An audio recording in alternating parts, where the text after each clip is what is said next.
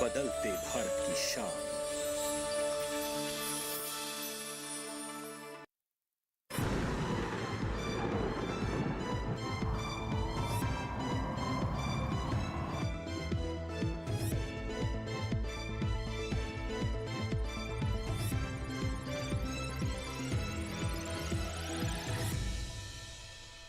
नमस्कार, स्वागत है आपका मौसम खबर में। आपके साथ मैं हूं अंजू सिंह। मौसम खबर में जानेंगे अगले 24 से 48 घंटों में कैसा रहेगा मौसम का हाल, कहां होगी बारिश, कहां चलेंगी तेज हवाएं, तापमान की स्थिति कैसी रहेगी। लेकिन शुरुआत करते हैं मौसम से जुड़ी 5 बड़ी खबरों के साथ। तो आइए नजर डालते हैं कौन सी 5 बड़ी खबरें हैं, सिलसिलेवार तरीके से आपको बताते हैं। सबसे पहले हम आपको जानकारी देते हैं केरल के बारे में, जहां आपको बता दें कि कहीं कहीं गरज और तेज हवाओं के साथ भारी बारिश होने की संभावना, यानी कुछ क्षेत्रों में यहाँ भारी बारिश अभी भी कल हो सकती है। तमिलनाडु पुडुचेरी की बात करें तो यहाँ आप जैसे देख सकते हैं कुछ जगहों पर यहाँ पर भी काफी तेज हवाएं चल सकती हैं। मणिपुर पर नजर डालें तो यहाँ कहीं कहीं चल सकती हैं गरज के साथ तेज हवाएं, तो मणिपुर में भी तेज हवाएं चल सकती है, साथ ही गरज चमक की स्थिति भी बनी रहेगी। ओडिशा पर नजर डालते हैं तो तटीय इलाकों में यहाँ पर तेज हवाएं चल सकती हैं। अगली खबर जो जुड़ी हुई है वो पश्चिम बंगाल से है, जहां पर तटीय इलाकों में तेज हवाएं चलने का अनुमान बना हुआ है। तो मौसम से जुड़ी ये 5 बड़ी खबरें थे। आइए अब नजर डालते हैं मौसम अलर्ट पर, जिसमें हम आपको बताते हैं कि देश के कौन कौन से वो राज्य हिस्से जिनको लेकर मौसम संबंधी अलर्ट जारी किया गया है, किस तरह का अलर्ट है वो भी हम आपको बताते हैं। तो फिलहाल अभी आप पूरा मैप देख सकते हैं, जिसमें अगर हम नजर डालें तो ज्यादातर क्षेत्र यहाँ पर आप देख सकते हैं हरे रंग में है, यानी वहाँ पर किसी भी तरह की फिलहाल कोई चेतावनी, कोई अलर्ट नहीं है। लेकिन अगर हम नीचे नजर डालें तमिलनाडु और केरल पर, तो यहाँ आप देख सकते हैं गरज चमक के साथ तेज हवाएं चलने की संभावना है। नजर बनाए रखने की आवश्यकता है, थोड़ी सावधानी जरूर बरतें। केरल की बात करें तो कुछ एक जगहों पर यहाँ पर काफी ज्यादा बारिश भी हो सकती है। वहीं पूर्वोत्तर में आप देख सकते हैं नागालैंड, मणिपुर, मिजोरम, त्रिपुरा, इन सभी जगहों पर गरज चमक के साथ तेज हवाएं चल सकती हैं। कुछ एक जगहों पर हल्की फुल्की बारिश भी होने की संभावना है, तो यहाँ पर भी थोड़ी सावधानी अवश्य बरतें। अब बात करते हैं मौसम पूर्वानुमान की, जिसमें हम आपको विस्तार से बारिश के बारे में बताते हैं कि देश के किन किन राज्यों में अधिकतर जगहों पर बारिश होगी, कहीं पर बरसात होने की संभावना है या नहीं। जम्मू कश्मीर, लद्दाख, हिमाचल प्रदेश और अगर हम बात करें उत्तराखंड की, तो सभी जगह जहाँ पर कहीं कहीं पर बारिश हो सकती है। वहीं अगर हम नजर डालें नीचे, यानी पंजाब, हरियाणा, दिल्ली, पश्चिमी उत्तर प्रदेश, पूर्वी उत्तर प्रदेश, तो यहाँ पर फिलहाल बारिश की संभावना नहीं है। लेकिन जम्मू कश्मीर, लद्दाख, हिमाचल प्रदेश, उत्तराखंड में कहीं कहीं बरसात हो सकती है। तो बात करें मौसम अलर्ट की, और इसी सिलसिले में अब पूर्वोत्तर की ओर रुख करते हैं, जिसमें आप देख सकते हैं कि अरुणाचल प्रदेश में बारिश की कोई संभावना नहीं है, लेकिन असम, मेघालय में कहीं कहीं बारिश हो सकती है। नागालैंड, मणिपुर, मिजोरम, त्रिपुरा में कई जगह पर बारिश होने की संभावना है। उप हिमालय, पश्चिम बंगाल और सिक्किम में भी बारिश की संभावना नहीं है। बिहार में भी कोई बारिश की संभावना नहीं, लेकिन गांगे, पश्चिम बंगाल और उड़ीसा में कहीं कहीं बारिश हो सकती है। अब हम रुख करते हैं दक्षिण की ओर, जिसमें हम तमिलनाडु, केरल, पुडुचेरी की बात करें तो यहाँ पर कई जगहों पर बारिश होने की संभावना है, लेकिन रायलसीमा, भीति, दक्षिण कर्नाटक में कहीं कहीं बारिश हो सकती है। तेलंगाना और साथ ही भीति, उत्तर कर्नाटक और इसके अलावा तटीय आंध्र प्रदेश में बारिश होने की संभावना नहीं है। अब बात करते हैं मध्य भारत की, तो आप देख सकते हैं यहाँ पर कहीं पर भी बारिश की कोई संभावना नहीं नजर आ रही है। ऐसा कोई पूर्वानुमान नहीं है जिसको देखते हुए कहा जा सके कि बारिश यहाँ पर हो सकती है। आप देख सकते हैं छत्तीसगढ़, विदर्भ, पूर्वी मध्य प्रदेश, पश्चिमी मध्य प्रदेश, मराठवाड़ा, मध्य महाराष्ट्र, कोंकण, गोवा, पूरा राजस्थान, गुजरात, सौराष्ट्र, कच्छ, कहीं पर भी फिलहाल बारिश की कोई संभावना यहाँ पर नहीं है। अब बात करते हैं मौसम की चाल की, यानी पिछले 24 घंटों में मौसम की स्थिति क्या रही, कहाँ बारिश हुई और कहाँ पर अब तेज हवाएं चली। शुरुआत करते हैं जम्मू कश्मीर, लद्दाख के साथ। तो यहाँ देख सकते हैं कहीं कहीं पर कुछ एक हिस्सों में यहाँ पर बारिश हुई है, लेकिन हिमाचल प्रदेश, पंजाब, हरियाणा और पश्चिमी उत्तर प्रदेश की बात करें तो यहाँ भी पिछले 24 घंटों में बारिश दर्ज की गई है। जम्मू कश्मीर, लद्दाख और हिमाचल प्रदेश, उसके अलावा हम पंजाब, हरियाणा और पश्चिमी राजस्थान की बात कर रहे हैं। दक्षिण की अगर हम और रुख करें तो आपको बता दें कि तमिलनाडु, केरल, भीति, दक्षिण कर्नाटक, तटीय आंध्र प्रदेश और तटीय कर्नाटक, यहाँ पर भी बारिश दर्ज की गई है। केरल में पिछले 24 घंटों में भी कुछ जगहों पर काफी तेज बारिश रही। अंडमान निकोबार द्वीप समूह में भी पिछले 24 घंटों में बारिश दर्ज की गई है। तो मौसम की चाल में आइए अब रुख करते हैं मध्य भारत की ओर, जिसमें फिलहाल आप देखिए कि यहाँ पर पश्चिमी मध्य प्रदेश, पूर्वी मध्य प्रदेश, छत्तीसगढ़, विदर्भ कहीं पर भी बारिश नहीं रही है। लेकिन अगर हम मध्य महाराष्ट्र, कोंकण, गोवा की बात करें तो यहाँ पर पिछले 24 घंटों में बारिश दर्ज की गई है। तो ये तो बात हुई कि पिछले 24 घंटों में मौसम का क्या मिजाज रहा, देश के किन हिस्सों में बारिश हुई और कहाँ बारिश नहीं हुई। इसी के साथ ही मौसम खबर में यहाँ वक्त एक छोटी सी ब्रेक, आप कहीं मत जाइएगा, देखते रहें मौसम खबर।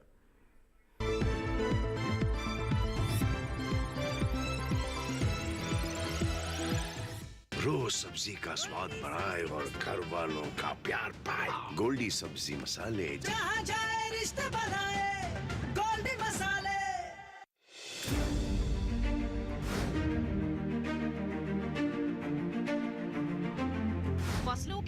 विक्रेताओं से लेकर उनकी आवक तक, पैदावार से लेकर बुआई के क्षेत्रफल तक, आयात से लेकर निर्यात तक, घरेलू से लेकर वैश्विक बाजार तक, मंडियों की सही और ताजा जानकारी पाएं। विशेषज्ञों की राय का लाभ उठाएं। देखिए मंडी खबर सोमवार से शनिवार शाम 5 बजे सिर्फ दूरदर्शन किसान पर।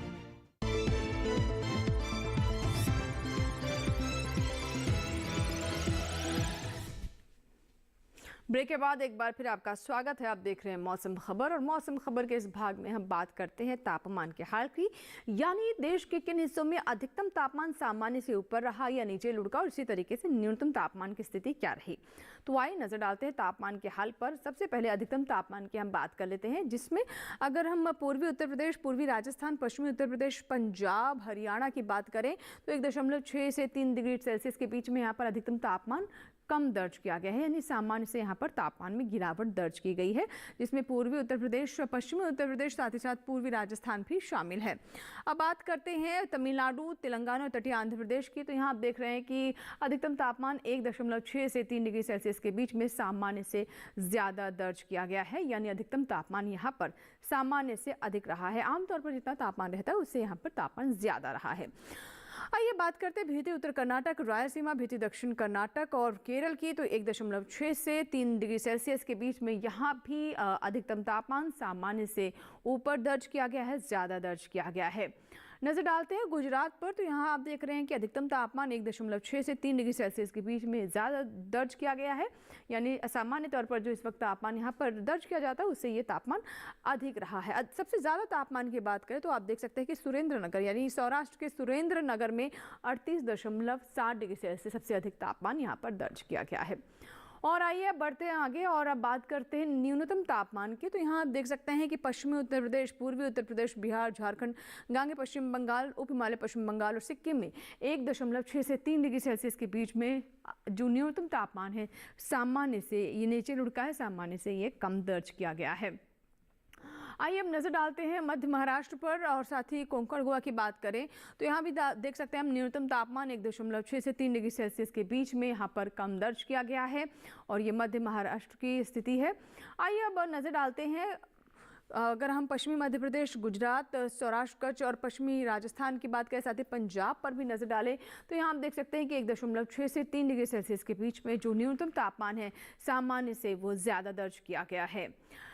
आइए अब नजर डालते हैं कि सबसे कम तापमान कहाँ दर्ज किया गया, तो आप देख सकते हैं कि पश्चिमी उत्तर प्रदेश के मेरठ में 13.9 डिग्री सेल्सियस ये तापमान दर्ज किया गया है। तो अभी हमने आपको जानकारी दी कि देश के विभिन्न हिस्सों में अधिकतम और न्यूनतम तापमान सामान्य से कहाँ पर ज़्यादा रहा और कहाँ कम रहा, लेकिन बाकी राज्यों में अधिकतम और न्यूनतम तापमान की क्या स्थिति रही, आइए डालते नजर।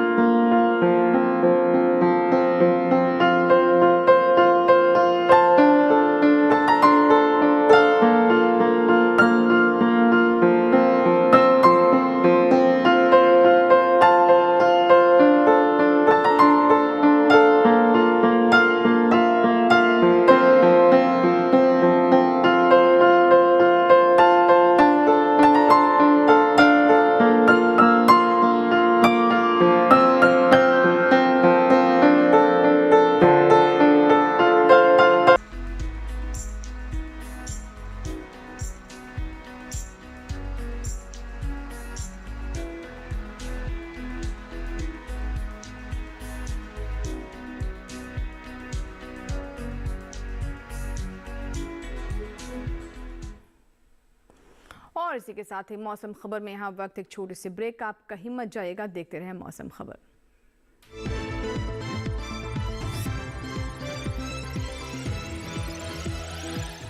रोज सब्जी का स्वाद बढ़ाए और घर वालों का प्यार पाए। गोल्डी सब्जी मसाले, जहाँ जाए रिश्ते बढ़ाए, गोल्डी मसाले।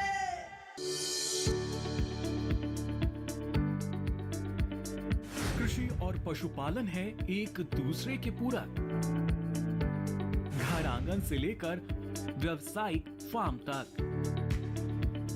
मुर्गी पालन से लेकर रेगिस्तान के जहाज तक। बीमारियों से अब पशुपालक ना हो परेशान। विशेषज्ञ करेंगे आपकी समस्या का समाधान। जुड़िए हमसे, पूछिए अपने सवाल। ईमेल के जरिए भी आप हमारे साथ जुड़ सकते हैं। हमारी ईमेल आईडी है ddkisanapc@gmail.com। हमारे टोल फ्री नंबर हैं 1800-113060 और 1800-113061। देखिए अपना पशु चिकित्सक हर रविवार शाम 6:30 बजे दूरदर्शन किसान चैनल पर।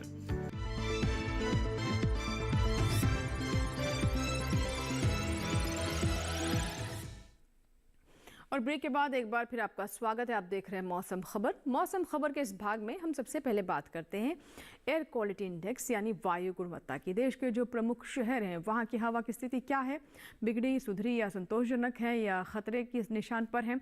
तो आइए वायु गुणवत्ता की शुरुआत करते हैं राजधानी दिल्ली से, जहाँ आप देख सकते हैं कि अचानक से वायु गुणवत्ता यहाँ की बिगड़ गई है और ये थोड़ी खराब की स्थिति में आ गई है। 266 है। अभी तक हम देख रहे थे कि संतोषजनक श्रेणी में बनी हुई थी। अगर हम पुणे की बात करें तो अभी भी यहाँ की वायु गुणवत्ता 124 यानी संतोषजनक स्थिति में बनी हुई है। आगे नजर डालें मुंबई पर तो यहाँ की भी आप देख रहे हैं कि वायु गुणवत्ता काफी बिगड़ी हुई है। 298 है यहाँ की वायु गुणवत्ता, जो कि खराब है। कोलकाता की बात करें तो कोलकाता में भी स्थिति इसी तरीके की बनी हुई है, थोड़ी खराब स्थिति में बनी है। यहाँ की भी वायु गुणवत्ता 283 है कोलकाता में एयर क्वालिटी इंडेक्स। लखनऊ में आप देख सकते हैं कि स्थिति फिलहाल अभी संतोषजनक में ही बनी हुई है। 156 है लखनऊ में वायु गुणवत्ता, 156 यानी 200 से कम संतोषजनक स्थिति। पटना की बात करें तो पटना की वायु गुणवत्ता में थोड़ा सुधार आप देख रहे हैं। अब ये संतोषजनक श्रेणी में आ गई। अभी तक हम देख रहे थे कि लगातार काफी समय से यहाँ की वायु गुणवत्ता बिगड़ी हुई थी। 139 है हैदराबाद की वायु गुणवत्ता, जो कि संतोषजनक श्रेणी में कही जा सकती है। आगे नजर डालते हैं अहमदाबाद पर तो यहाँ आप देख सकते हैं कि 105 है, ये भी फिलहाल संतोषजनक श्रेणी में बनी हुई है। ऐसे 5 अंक ऊपर होने की वजह से इसे हमने संतोषजनक कैटेगरी में रखा है। अब बात करते हैं पर्यटक स्थलों के मौसम पूर्वानुमान के यानी पर्यटन पूर्वानुमान। जम्मू कश्मीर के गुलमर्ग से शुरुआत करते हैं। आप देख सकते हैं चारों दिन यहाँ पर पार्शियली क्लाउडी रहेगा। और तापमान की बात करें तो 10 से 12 डिग्री सेल्सियस के बीच में तापमान यहाँ पर अगले 24 से 48 घंटों में दर्ज किया जाएगा। उसके आगे देख सकते हैं बुधवार और गुरुवार को 1 डिग्री से यहाँ पर बढ़ोतरी है। 10 से 11 डिग्री सेल्सियस यहाँ पर हो रहा है बुधवार को, और वहीं गुरुवार को ये 12 डिग्री सेल्सियस, न्यूनतम तापमान 1 से 3 डिग्री सेल्सियस देख सकते हैं। हिमाचल प्रदेश की अगर हम शिमला की बात करें तो सोमवार को यहाँ पर बारिश की संभावना है, लेकिन मंगलवार, बुधवार और गुरुवार को यहाँ पर बीच बीच में बादल छाए रह सकते हैं, लेकिन धूप भी खिलती रहेगी। आसमान साफ नहीं है चारों ही दिन। अधिकतम तापमान 22 से 23 डिग्री सेल्सियस, न्यूनतम तापमान 10 से 11 डिग्री सेल्सियस अगले 4 दिनों में यहाँ पर दर्ज किया जाएगा। तो आप देख सकते हैं कि चारों ही दिन तापमान की स्थिति क्या रहेगी और मौसम का मिजाज कैसा रहने वाला है। पंजाब के अमृतसर की बात करें तो सोमवार को यहाँ पर आप देख सकते हैं कि धूप और छांव का खेल चलता रहेगा। मंगलवार, बुधवार को चटक धूप रहेगी, काफी अच्छा मौसम रह सकता है। गुरुवार आते आते फिर से यहाँ पर बादल छा सकते हैं। अधिकतम तापमान 28 से 29 डिग्री सेल्सियस, न्यूनतम तापमान 16 से 18 डिग्री सेल्सियस, यानी तापमान में यहाँ पर न्यूनतम तापमान में अगले 4 दिनों में थोड़ा उतार चढ़ाव जरूर यहाँ पर हो सकता है। वहीं अगर हम ओडिशा के पुरी में नजर डालें तो सोमवार को यहाँ पर आप देख सकते हैं कि बादल छाए रहेंगे, लेकिन धूप भी खिलती रहेगी। 28 डिग्री सेल्सियस है 18 तारीख को, और इसी तरीके से आप देख सकते हैं कि मंगलवार को 28 डिग्री सेल्सियस और बुधवार को भी 28 डिग्री सेल्सियस रहेगा। हालांकि गुरुवार आते आते 1 डिग्री सेल्सियस यहाँ पर तापमान बढ़ सकता है। न्यूनतम तापमान 16 से 18 डिग्री सेल्सियस के बीच में ही दर्ज किया जाएगा, यानी पहले 3 दिन यहाँ पर अधिकतम तापमान 28 डिग्री सेल्सियस। बिहार के गया की बात करें तो अगले 2 दिन यहाँ पर मिस्ट की स्थिति रहेगी, लेकिन बुधवार को थोड़ा मौसम साफ होगा, धूप निकलेगी, बादल तब भी छाए रहेंगे। गुरुवार को आते आते एक बार फिर से वैसी स्थिति हो जाएगी। अधिकतम तापमान यहाँ देख सकते हैं 29 से 31 डिग्री सेल्सियस, न्यूनतम तापमान 18 से 19 डिग्री सेल्सियस गया में अगले 4 दिनों में रहने की संभावना है। तो बिहार की गया की स्थिति है। आगे आइए बढ़ते हैं और देश के अन्य जो पर्यटक स्थल हैं उनमें मणिपुर के इम्फाल की बात करें तो इम्फाल में आप देख सकते हैं कि सोमवार, मंगलवार, बुधवार तीनों ही दिन यहाँ पर धूप निकलेगी, बादल भी छाए रहेंगे। गुरुवार आते आते यहाँ पर बारिश हो सकती है। अधिकतम तापमान 29 से 30 डिग्री सेल्सियस, न्यूनतम तापमान 16 डिग्री सेल्सियस पर यहाँ पर इम्फाल में ये आप देख सकते हैं कि कांस्टेंट रहेगा। तो इम्फाल का तापमान है अगले 3 दिनों का, जहाँ पर आप देख रहे हैं कि पहले 2 दिन 30 डिग्री सेल्सियस अधिकतम तापमान, न्यूनतम तापमान 16 डिग्री सेल्सियस। आगे गुजरात के अहमदाबाद की बात करें तो चारों ही दिन काफ़ी चटक धूप रहने वाली है। न्यूनतम तापमान आप देख रहे हैं कि 22 से 24 डिग्री सेल्सियस के बीच में रहेगा। अधिकतम तापमान 37 से 38 डिग्री सेल्सियस। चारों ही दिन अच्छी धूप रहेगी। तापमान आप देख रहे हैं थोड़ा ज़्यादा है और तो गर्मी महसूस होगी, जाहिर सी बात है 38 डिग्री सेल्सियस तक तापमान है। उसके बाद आप देख रहे हैं कि अगले 3 दिन यानी मंगलवार, बुधवार, गुरुवार को 37 डिग्री सेल्सियस पर तापमान कांस्टेंट है। कर्नाटक के मैसूर जाना चाहते हैं तो पहले 2 दिन आप देख सकते हैं कि पार्शियल क्लाउडी रहेगा। हालांकि बारिश की ऐसे यहाँ पर कोई संभावना या फिर कोई पूर्वानुमान नहीं है, लेकिन बुधवार और गुरुवार को चटक धूप रहेगी। न्यूनतम तापमान जहाँ 20 डिग्री सेल्सियस पर है, अधिकतम तापमान 31 से 33 डिग्री सेल्सियस मैसूर में यानी कर्नाटक के मैसूर में तापमान अगले 4 दिनों में रहने वाला है। और 2 दिन पहले आप देख सकते हैं यहाँ पर क्लाउडी रहेगा, लेकिन उसके बाद काफ़ी खुला आसमान रहेगा, खुली धूप रहेगी। आंध्र प्रदेश के अमरावती की बात करें तो फॉग और यहाँ पे मिस्ट की स्थिति है। अगले 4 दिनों में मौसम साफ नहीं है, धूप भी उतनी ज़्यादा नहीं रहेगी। अधिकतम तापमान 35 डिग्री सेल्सियस पर ये कांस्टेंट है और न्यूनतम तापमान आप देख रहे हैं कि 24 डिग्री सेल्सियस पर अगले 4 दिनों में यहाँ पर बना रहेगा। तो आंध्र प्रदेश की अमरावती की स्थिति है। 4 दिनों में तापमान की स्थिति भी आपने जाना, जो कि एक ही जैसी है, 35 डिग्री सेल्सियस। न्यूनतम तापमान भी कांस्टेंट रहेगा। तमिलनाडु की अगर हम ऊटी की बात करें तो आप देख सकते हैं कि सोमवार और मंगलवार, बुधवार पहले 3 दिन पार्शियल क्लाउडी रहेगा। अधिकतम तापमान पहले 2 दिन 22 डिग्री सेल्सियस है और वहीं उसके बाद 1 डिग्री सेल्सियस से गिरावट है। अधिकतम तापमान 21 डिग्री सेल्सियस, न्यूनतम तापमान 11 से 12 डिग्री सेल्सियस अगले 4 दिनों में यहाँ पर दर्ज किया जाएगा। तो ये है तमिलनाडु के ऊटी की स्थिति। पहले 3 दिन पार्शियल क्लाउडी, उसके बाद बारिश की संभावना। तो ये था पर्यटन स्थलों से जुड़ा हुआ मौसम पूर्वानुमान। आइए बढ़ते आगे और अब हम नज़र डालते हैं खेती किसानी पर, जिसमें हम आपको बताते हैं कि अलग अलग प्रदेशों के अनुसार कौन कौन सी कृषि क्रियाएं हैं जिसका हमारे किसान ध्यान रख सकते हैं। जैसा कि आप जानते हैं कि इस वक्त कई जगहों पर नई नई फसलें अभी भी बोई जा रही हैं। ऐसे में खासतौर पर महाराष्ट्र के किसानों के लिए क्या सलाह आई जानते हैं। कोंकण के किसान इस समय धान की कटाई कर लें। इसके साथ ही यहाँ इस समय शुष्क मौसम को ध्यान में रखते हुए मूंगफली, हल्दी, सब्जियों और नए बागों में जरूरत के अनुसार सिंचाई करें। कोंकण में ही किसान बैंगन, मिर्च और टमाटर की नर्सरी लगाते रहें। यहीं इस मौसम में काजू को कीटों से बचाएं। मध्य महाराष्ट्र के किसान मौसम को ध्यान में रखते हुए धान के अगेती किस्मों की कटाई कर लें, जबकि सोयाबीन और मक्के की कटाई जारी रखें। मध्य महाराष्ट्र में ही किसान काबुली चना और कुसुम की बुवाई करते रहें। यहाँ अहमदनगर जिले में इस समय शुष्क मौसम रहने की उम्मीद है। ऐसे में यहाँ तैयार सोयाबीन, बाजरा, सूरजमुखी और मक्के की कटाई और कपास की चुनाई करते रहें। कोल्हापुर के किसान इस समय तैयार धान, सोयाबीन, मक्का और स्वीट कॉर्न की कटाई और मूंगफली की खुदाई करते रहें। इसके साथ ही यहाँ काबुली चने की बुआई जारी रखें। नासिक जिले में इस समय धान और सोयाबीन की कटाई करते रहें। इसके साथ ही यहाँ बाजरा, मक्का, सब्जियों और बगीचे में सिंचाई करें। मराठवाड़ा में तैयार मूंगफली की खुदाई के अलावा मक्का, सोयाबीन, बाजरा और केले के गुच्छों की कटाई जारी रखें। इसके साथ ही यहाँ तैयार शरीफा की भी तुड़ाई करें। मराठवाड़ा में ही इस समय कुसुम, सूरजमुखी, ज्वार और प्याज की नर्सरी के लिए खेत तैयार करें। विदर्भ के किसान मूंगफली, मक्का, तिल और सोयाबीन की कटाई करें।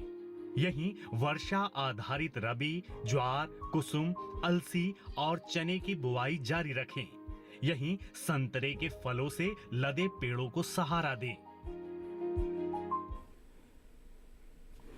और आइए बढ़ते आगे, अब बात करते हैं आज की फसल की, जिसमें आज हम आपको राजमा के बारे में जानकारी देंगे। राजमा, जिसे पोषण का राजा भी कहा जाता है, ये एक दलहनी फसल है और हमारे किसान इसे पहाड़ी क्षेत्रों में भी लेते हैं, मैदानी क्षेत्रों में भी इसे उगाया जा सकता है।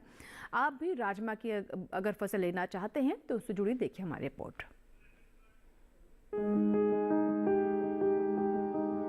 राजमा की बुआई के लिए अभी का समय उपयुक्त है। बुआई से पहले खेत को अच्छी तरह जोतकर मिट्टी को भुरभुरा बना ले। बोते समय कतार से कतार के बीच की दूरी 30 से 40 सेंटीमीटर के बीच होनी चाहिए, जबकि बीज से बीज का फासला 10 सेंटीमीटर के करीब रखें। राजमा के लिए 2-3 बार सिंचाई की जरूरत होती है। बुआई के 4 हफ्ते बाद पहली सिंचाई करें, लेकिन ये सिंचाई हल्की ही होनी चाहिए। बाद में 1 माह के अंतराल पर सिंचाई करते रहें। पहली सिंचाई के बाद निराई गुड़ाई कर लें। गुड़ाई के समय थोड़ी सी मिट्टी पौधों पर चढ़ा दें। इससे फलियां लगने पर पौधे गिरेंगे नहीं। राजमा को मोज़ेक रोग लग जाता है। पत्तियों पर इसका असर दिखते ही कृषि वैज्ञानिक की सलाह से उचित दवा का छिड़काव करें। साथ ही जिन पौधों में बीमारी लगी है उन्हें निकाल कर पहले ही फेंक दें। राजमा की फसल में सफेद मक्खी या माहू कीट भी लग जाता है। राजमा की फलियां 125 से 130 दिन में पककर तैयार हो जाती हैं। कटाई के बाद फसल को 1 दिन के लिए खेत में पड़ी रहने दें। बाद में मड़ाई करके दाना निकाल लें। मड़ाई समय पर करें, वरना फलियां चटक जाती हैं और दाने खुद ब खुद बाहर निकल आते हैं। 1 हेक्टेयर फसल से आमतौर पर 15 से 20 क्विंटल तक राजमा की पैदावार ली जा सकती है। तो ये थी राजमा पर हमारी आज की फसल से जुड़ी रिपोर्ट, और इसी के साथ ही मौसम खबर में फिलहाल इतना ही। लेकिन अगर आपके कोई सुझाव हैं, कोई आपका फीडबैक है, तो आप हमारे YouTube चैनल से जुड़ सकते हैं और हमारे इस कार्यक्रम को YouTube चैनल पर भी देख सकते हैं। इस QR कोड को स्कैन करें और जुड़े हमारे YouTube चैनल से। उम्मीद करते हैं मौसम खबर से हमारे किसानों को मदद हो रही होगी। मौसम का ताज़ा हाल और कृषि सलाह लेकर फिर होंगे हाजिर। आप बने रहे दूरदर्शन किसान के साथ। नमस्कार।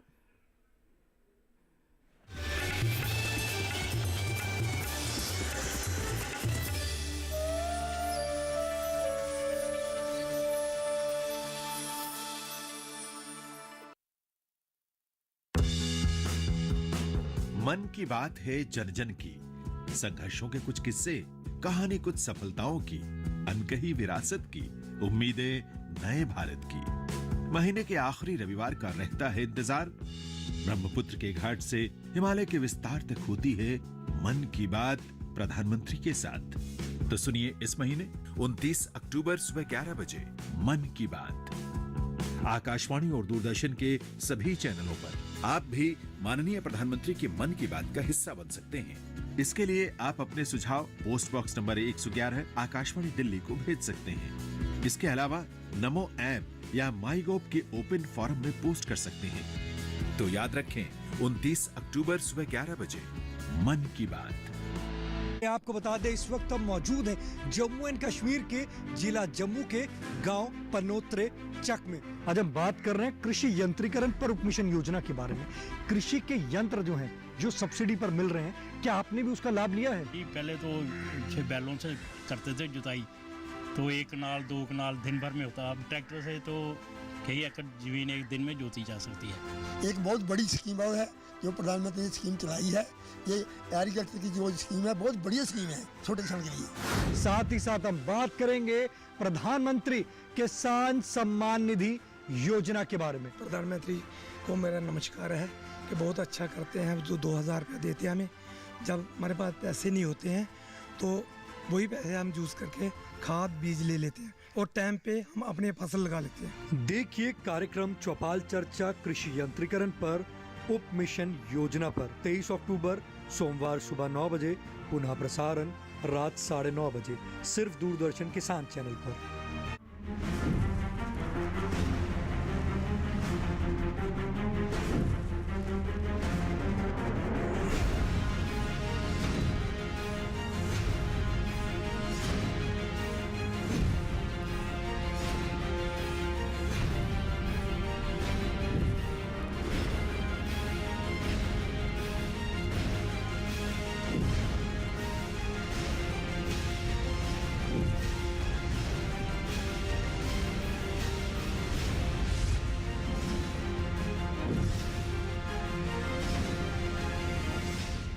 दीदी माँ की गाड़ी के चारों टायरों की हवा निकाल रहे थे।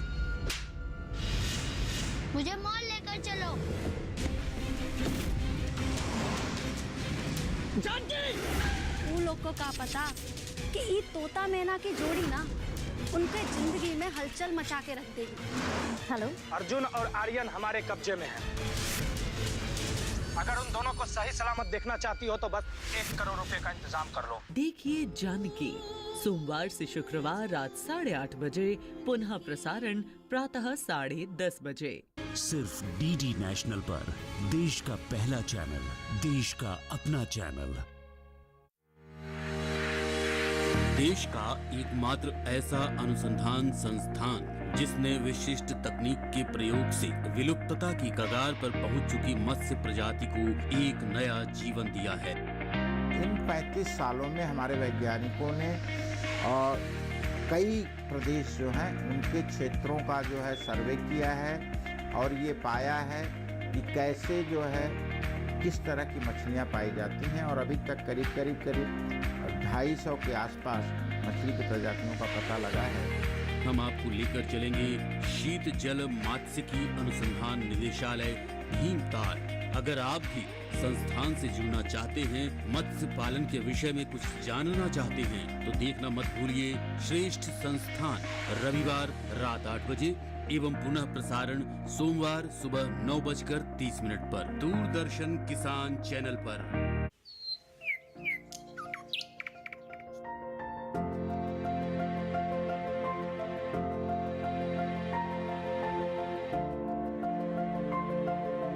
कहाँ होगी बारिश, किस जगह पड़ेगी बर्फ, कहाँ रहेगा कोहरा, कैसा रहेगा तापमान, पर्यटन स्थलों पर क्या रहेगी मौसम की स्थिति। जानने के लिए देखिए मौसम खबर रोजाना शाम 7:30 बजे सिर्फ डीडी किसान पर।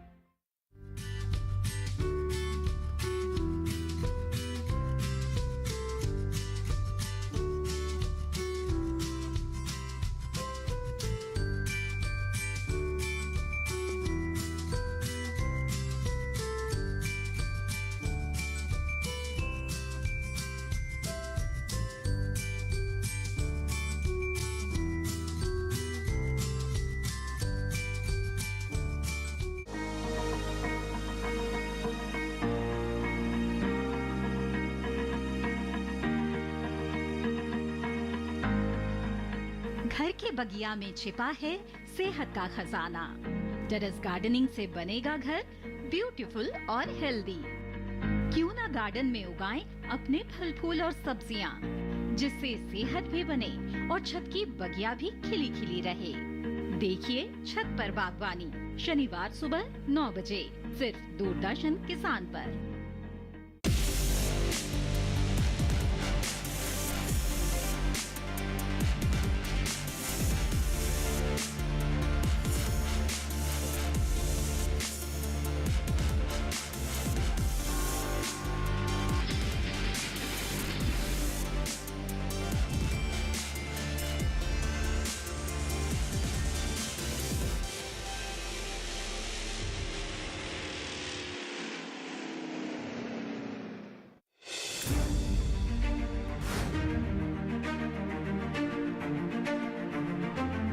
फसलों के भाव से लेकर उनकी आवक तक, पैदावार से लेकर बुआई के क्षेत्रफल तक, आयात से लेकर निर्यात तक,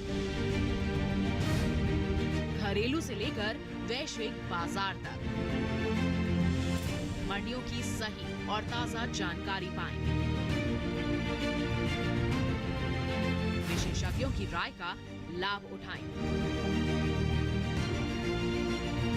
देखिए मंडी खबर सोमवार से शनिवार शाम 5 बजे सिर्फ दूरदर्शन किसान पर। हम हाजिर हैं कार्यक्रम में हम आपको ले चलेंगे जम्मू कश्मीर के किसानों के उन खेतों में जहां खिलते हैं केसर के फूल, जहां बिखरती हैं लवेंडर के फूलों की सुगंध, जहां लगाए जाते हैं जैतून के बाग, जहां पलती हैं दुर्लभ ट्राउट मछलियां और जहां बनते हैं पश्मीना शॉल। साथ ही भेड़ बकरी पालन से लेकर dairy farming, strawberry, dragon fruit के बगीचे और सब्जियों के लहलहाते खेत। जम्मू कश्मीर कृषि गतिविधियों की एक सुंदर तस्वीर है ये कार्यक्रम हम हाजिर हैं। कार्यक्रम हम हाजिर हैं शनिवार दोपहर 12 बजे सिर्फ दूरदर्शन किसान चैनल पर।